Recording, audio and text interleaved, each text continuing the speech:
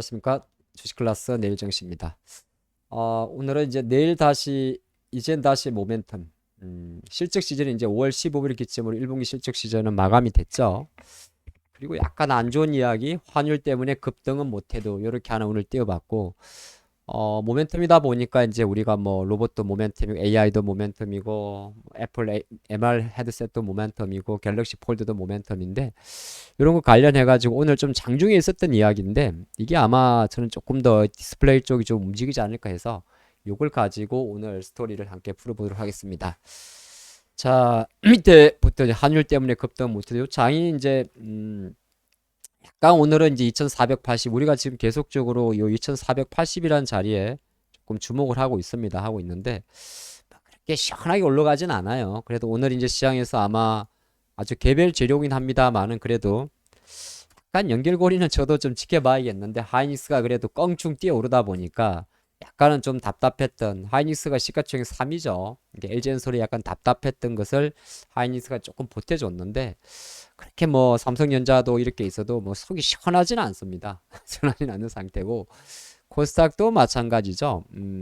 코스닥은 이제 820선 라인을 좀 보고 있는데 어쨌든 뭐 코스닥은 에코프로, BM, 배터리, 뭐 셀트리, 헬스케어 같은 바이오 뭐 이런 종목들 가야 되는데 약간 애매합니다. 그죠? 그래서 애매해서 이런 그림을 가지고 오늘 시작을 했는데 제가 환율 때문에 급등은 못해도 이렇게 말씀드린 것은 생각보다 환율이 좀 높아요. 아시겠지만은 환율이 왜 강할까를 보게 되면 우리나라 원화 약세, 그러니까 쉽게 말해서 원화 환율이 이렇게 올라간다는 거는 우리나라 돈의 가치가 떨어지는 거죠. 예, 그 말은 이제 달러 가치가 상대적으로 높을 거고 또 달러가 높을 때는 여러 가지 있을 수 있습니다. 뭐 미국이 좀 나빠서 미국이 좋아서 들 수고 근데 미국은 지금 좋지는 않죠. 그러니까 달러라는 흐름조차가 약간은 뭐라고 이야기할까?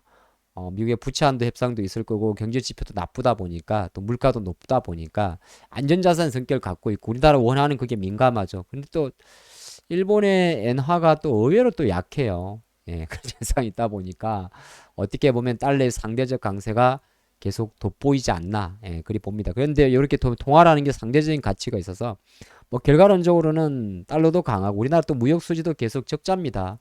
그러다 보니까 환율이 지난 한 4월 중순 정도에 한 1,300원대 잠깐 내려오다가 다시 올라가다 보니까 추세적으로는 이제 연초 한 1,230원까지 떨어졌다가 어느새 슬금슬금 100원 정도 올라왔어요.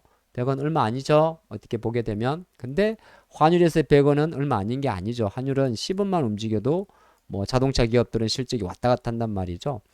자, 그런 관점인데 어느 정도 환율이 진정이 안 되다 보니까 제가 그래서 요 4월 이후로 수급을 한번 봐봤습니다. 그랬자 보면 왼쪽이 이제 주가 지수의 변동이고 오른쪽이 수급인데 확실히 4월 만기가 있었던 2,500 이후로 뭐 최근 한 3, 4주 동안 파란색이 많아요. 제가 이제 어제보다 내려가면 파랗게 표시를 하는데 이때는 한 5일 정도 3일 오르다가 이틀 빠졌고 또 하루 오르다가 4일 빠지고 그러다 보니까 전체적으로 파란색이 좀 많다는 말은 외국인들이 4월 달에는 그래도 1조 8천억 정도를 샀었어요.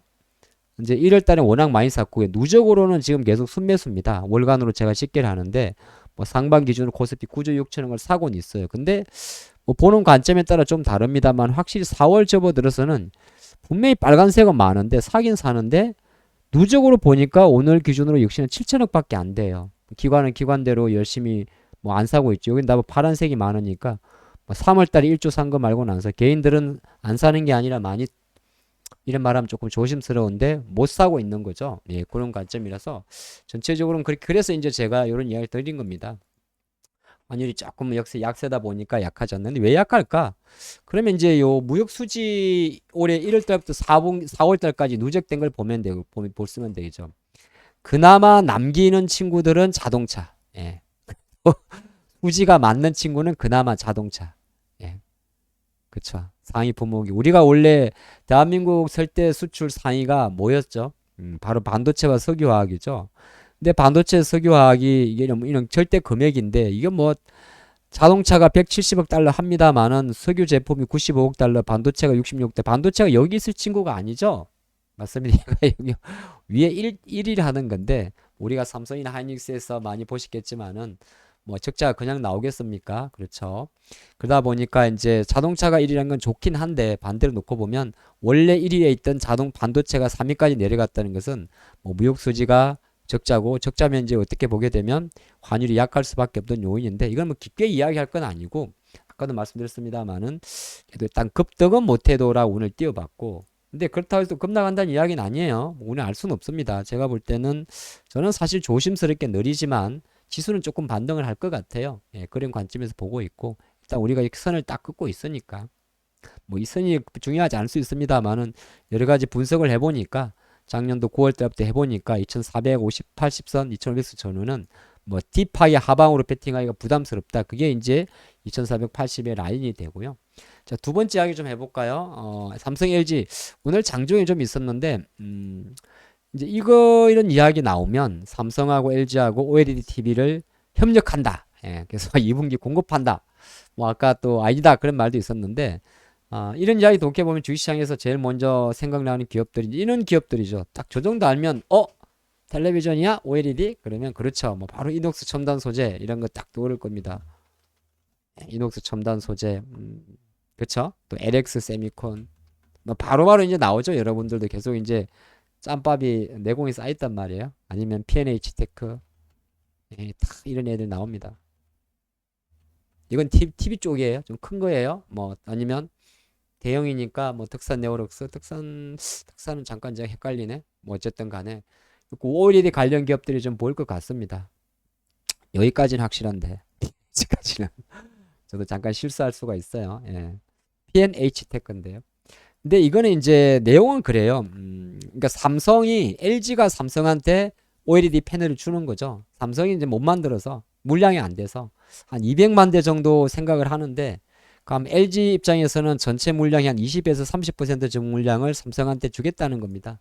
삼성이 OLED TV를 만들겠는데 조금 물량이 딸리니까 LG가 가져간다는 이야기죠.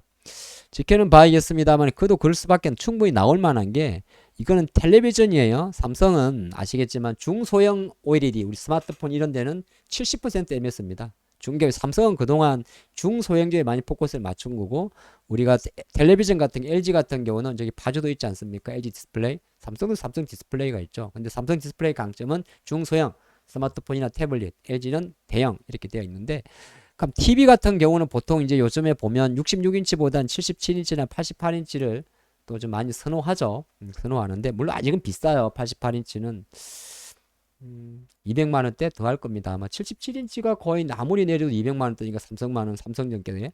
근데 이제 TV 같은 경우는 일단 인도 시장을 통해서 저쪽으로 좀 많이 커진다고 하는데 뭐 그래프야 뭐 우리가 뭐 봐야 뭐 하겠습니까? 뭐 어쨌든 그래프는 우상향으로 되어 있어요. 뭐 올해 700만 대까지 생각을 하는데 여기서 삼성이 한 자리예요. 예. TV는 LG전자입니다, 여러분들. 이는 OLED TV 쪽이에요. 예. 그래서 TV 쪽 LG전자가 한 60% 정도 갖고 있고 그다음 2위가 아마 소니일 겁니다. 소니. 일본의 소니가 한 그다음 삼성이 거의 5% 수준이에요. 삼성은 그동안 이제 OLED 말고 퀀텀닷 이런 거 집중했었고 중소에 집중하다 보니까 충분히 어느 정도 이런 이야기는 나올 수가 있습니다. 예, 나올 수가 있어서 물론 그렇다고 해서 삼성 디스플레이 TV가 뭐 LG 따라잡으려고 막 그러진 않겠지만은 또 가전 입장에서 이쪽도 놓칠 수 없는 부분이기 때문에 아마 요 이야기는 아니다 한다 하더라도 충분히 주시한 관점에서는 계속 볼 필요가 있고요. 오늘 이 내용이 TV 쪽 이야기를 하더라도 디스플레이 관련 기업들이 어느 정도 그렇다고 뭐 LG 디스플레이 투자하면 좀 고생하죠. 할 수는 있습니다만 LG 디스플레이 조금 고생하니까 기타 아까 저건 몇 개 봤던 뭐 이녹스 첨단 소재든 LX 세미콘, 뭐 P&H 테크 기타 이제 약간 중소형으로 갔을 경우에 또 마이크로 LED라든지 이런 관련 기업들 약간 모멘텀 장세니까 한번 좀 지켜보시면서 물론 이제 확인하고 들어가셔야겠죠. 예, 그런 거 보시면 좋을 것 같습니다. 내일장은 좋았으면 좋겠네요. 내일 뵙겠습니다.